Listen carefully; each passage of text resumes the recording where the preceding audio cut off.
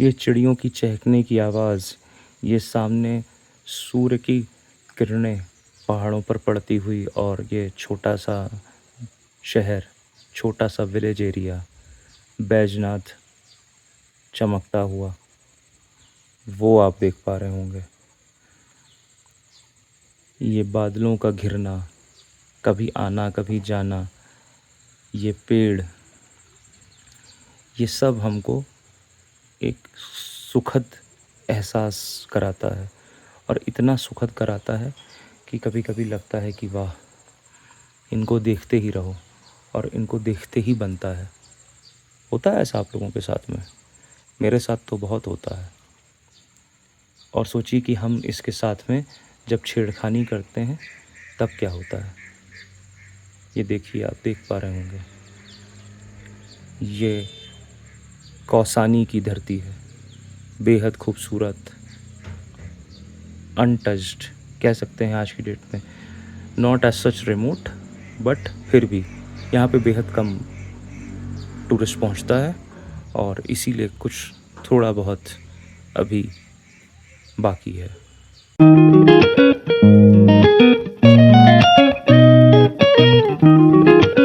जहाँ धरती और आकाश का मिलन होता है, जहाँ के दृश्य देखने के बाद मन में सिर्फ एक ही बात आती है कि यही जन्नत है, यही जन्नत है, यही जन्नत है। आज हम बात करेंगे इन हसीन वादियों की, इन पहाड़ों की, इन पे इनमें बसने वाले सरल सीधे लोगों की,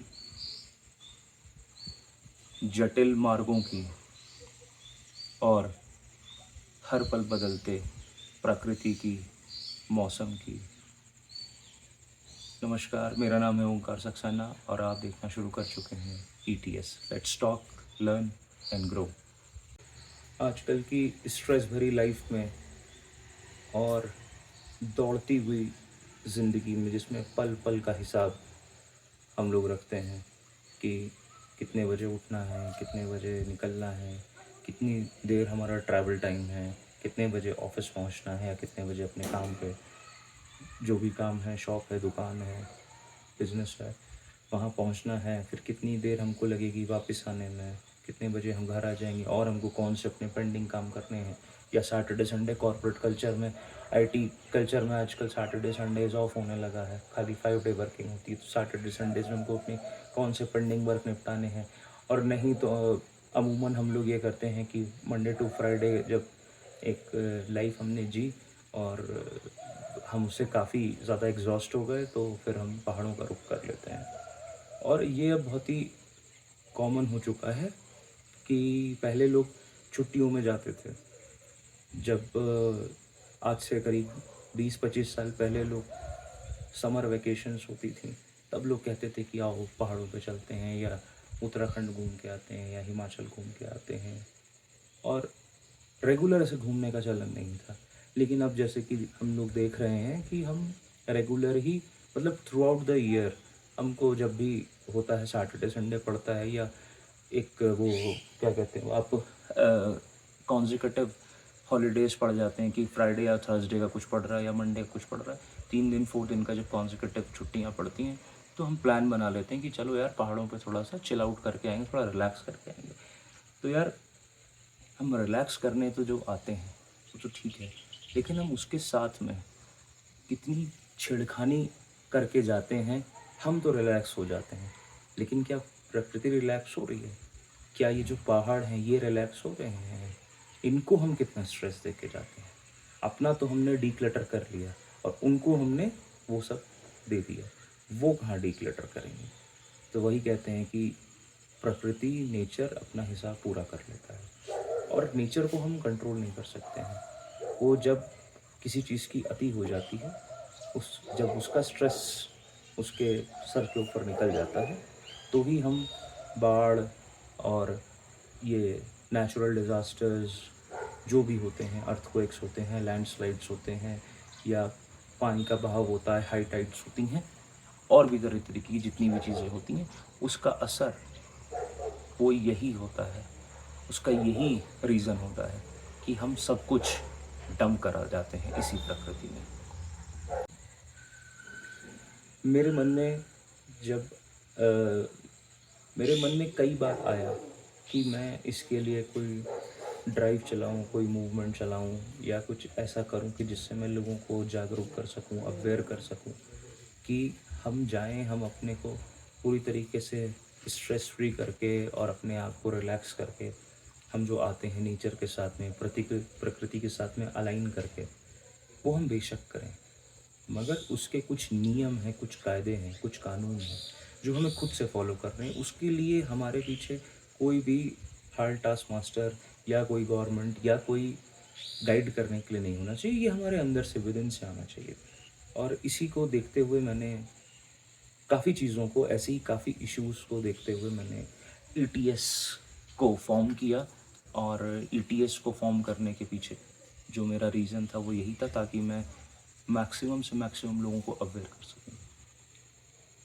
हम सेलिब्रिटीज़ के इंटरव्यूज़ लगभग अब हर पॉडकास्ट में हो रहे हैं। बहुत से इश्यूज़ हैं जिसको पॉडकास्ट में उठाया जा रहा है। कुछ इश्यूज़ बेहद काबिल तारीफ़ हैं और उनके लिए मेरा दिल से सलाम है उन पॉडकास्टर्स को जिन्होंने कुछ वो उन इश्यूज़ को उठाया जो नॉर्मल आदमी के समझ के बाहर थे, और अब वो उसको समझ पा रहे हैं या उस पे अपना आंकलन कर पा रहे हैं या उस तरीके से सोच पा रहे हैं। लेकिन फिर भी बहुत से ऐसे पहलू हैं जो अभी भी अछूते हैं और उन पे काम करने की बेहद बेहद आवश्यकता है। तो मेरा जो आज का जो टॉपिक है वो है कि प्रकृति, नेचर बहुत खूबसूरत है और आपको वो सब कुछ दे देता है। वो सब कुछ वो देने में सक्षम है, मगर उसके साथ में हमें, जब हम उससे इतना कुछ ले रहे हैं तो हमारा भी कुछ फ़र्ज़ बनता है कि हम उसको कुछ दें। और देने के लिए हमारे पास में हम क्या दे सकते हैं? हम अपना योगदान कर सकते हैं। योगदान, छोटे छोटे योगदान से ही बड़ा हो जाता है। जैसे बूंद बूंद से घड़ा बढ़ जाता है, वैसे ही छोटे से योगदान से अगर हम सब अपना योगदान करें, 10% भी करें, तो वो 100% हो जाएगा बहुत जल्दी। बारिशें आजकल शहरों में होनी लगभग ख़त्म हो गई हैं। बारिश होती ही नहीं है। लोग कहते हैं मानसून, या होती हैं तो इतनी ज़्यादा होती हैं कि पानी भर जाता है या बाढ़ आ जाती है, और या होती नहीं, बिल्कुल सूखा पड़ा रहता है। आदमी त्रस्त रहता है, त्राहिमाम त्राहिमाम करता रहता है। उमस होती है, गर्मी होती है, लोग चाहते हैं यार मानसून का टाइम चल रहा है, बारिश हो जाए अच्छी सी तो मूड अच्छा हो जाएगा। गरम गरम प्याज के पकौड़े खाएंगे, चाय पिएंगे। लेकिन वो सब तभी होगा जब हम अपना वो 10% प्रकृति में इन्वेस्ट करेंगे, प्रकृति को देंगे। पहाड़ों पर हम आते हैं तो हम खूबसूरत दृश्य देखते हैं, आनंद की प्राप्ति करते हैं, सुकून मिलता है, शांति मिलती है, कनेक्ट कर पाते हैं अपने आप को। वो पक्षी देखने को मिलते हैं जो लगभग शहरों से हमारे विलुप्त हो चुके हैं, क्योंकि पेड़ नहीं है, स्वच्छ हवा नहीं है, ध्वनि प्रदूषण इस स्तर पे पहुंच चुका है कि वो वहाँ से जानवर पलायन कर गया है। आपने एक बात सुनी होगी कि जब कोई खतरा या कोई प्राकृतिक कोई आपदा आने वाली होती है तो सबसे पहले जो जानवर होता है वो भागता है। वो सबसे पहले भागता है क्योंकि उसको सबसे पहले उसका इंडिकेशन मिल जाता है। तो हम जब हमारे शहरों से पक्षी, वो जानवर, वो छोटे छोटे जो अब हम नाम भी लोग नहीं जानते होंगे आज की डेट में, जब वो दिखाई नहीं देते हैं, वो पलायन कर गए, तो इसका मतलब है आपदा तो आनी है, लेकिन वो कब आनी है ये आप अंदाज़ा लगा लो।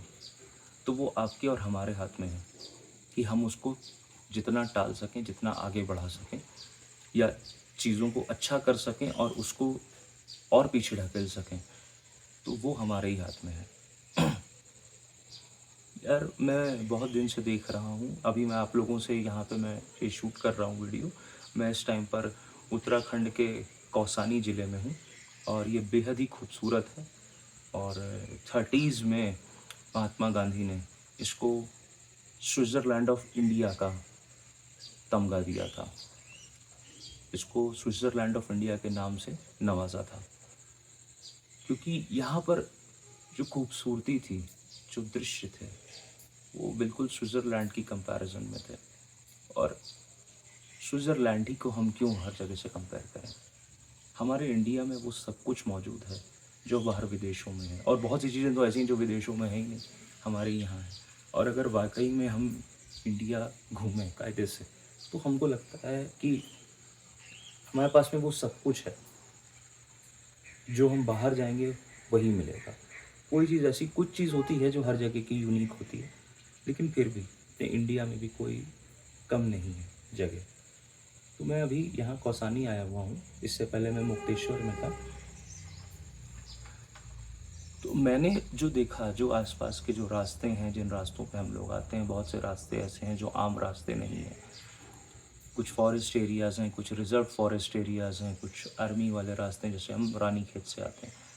तो उन रास्तों पे जब हम लोग, पब्लिक जब ट्रैवल करती है, हम लोग ट्रैवल करते हैं, या हम होम स्टेज़ लेते हैं, हम रिज़ॉर्ट्स लेते हैं, हम, तो वहाँ पर हम एक गंदगी करके जाते हैं। गंदगी इन द सेंस से मेरा मतलब है, बहुत ही छोटी सी बात है, लेकिन अगर इसको ध्यान दिया जाए तो ये लॉन्ग रन में बहुत बड़ी बात है।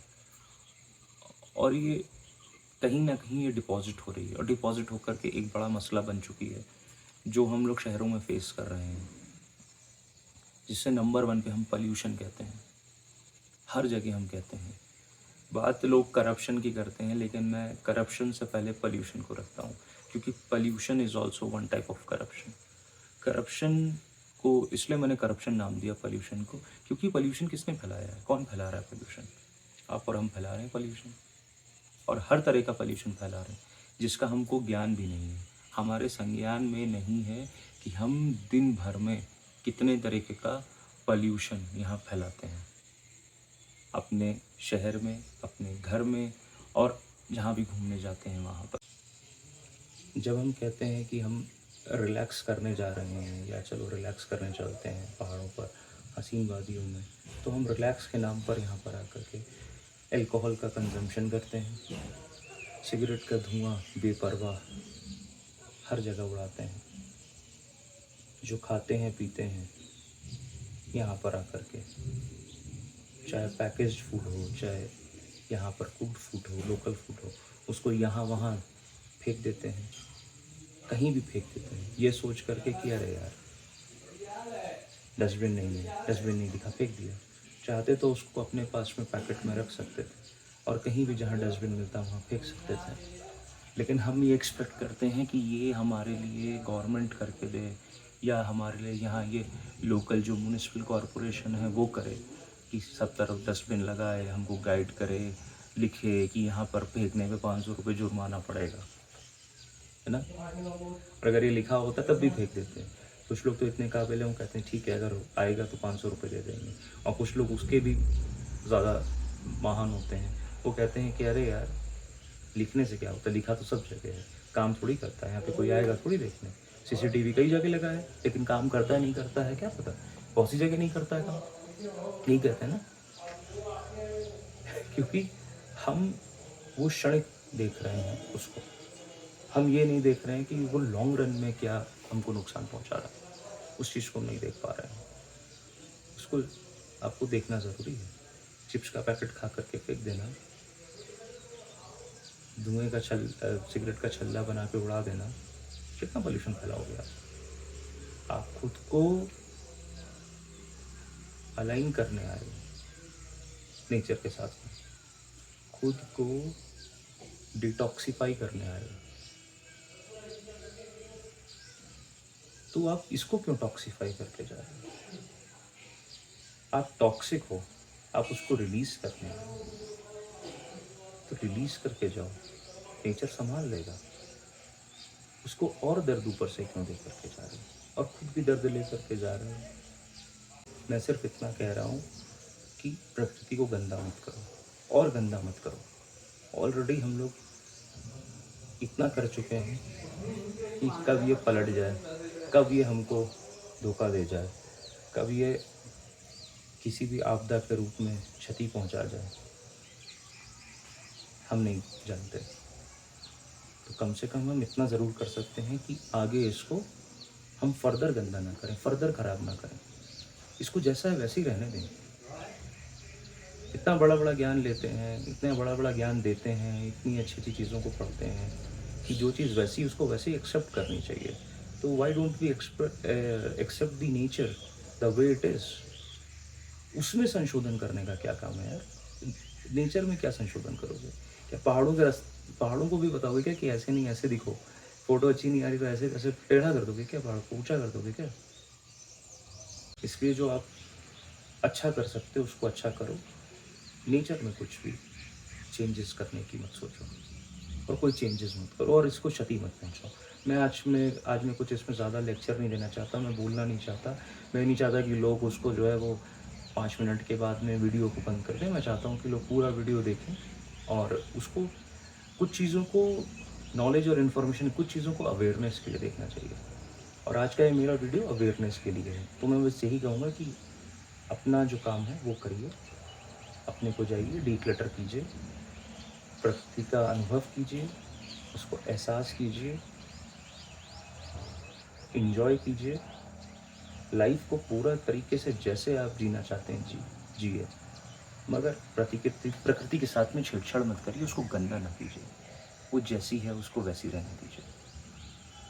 और कोशिश करिए कि अपने आसपास के माहौल को जैसे आप साफ़ रखते हैं, अपने आसपास के जगह को साफ़ रखते हैं, अपने घर के सामने साफ़ रखते हैं, अपने घर के अंदर साफ़ रखते हैं, तो प्रकृति के लिए कोई मेड नहीं लगी है ना? प्रकृति को वो खुद से अपनी सफाई करती है। लेकिन जब वो खुद से अपनी सफाई करती है, तो वो हमारी भी सफाई कर देती है। ये हमको समझना होगा और फिर हम चिल्लाते हैं, रोते हैं। उसके लिए हम खुद ज़िम्मेदार हैं। तो आप खुद समझदार हैं, इस पे ध्यान दीजिएगा और कोशिश करके दोबारा से नेचर के साथ में छेड़छाड़ ना करिए, नेचर को गंदा ना करिए और जहाँ भी आइए, वहाँ पर आप अपने आप को सुकून के लिए आप वहाँ पर आ रहे हैं, तो सुकून का अनुभव कीजिए। वहाँ के लोगों को परेशान करके, वहाँ की चीज़ों को गंदा करके मत जाइए। ये आपके अपने हाथ में है, हमारे हाथ में है। आज के लिए इतना ही। आशा करूँगा कि जितने भी लोगों तक ये वीडियो पहुँचेगा, वो लोग अपने आप में सुधार लाने के लिए ज़रूर चेष्टा करेंगे। Thank you for watching. Good day.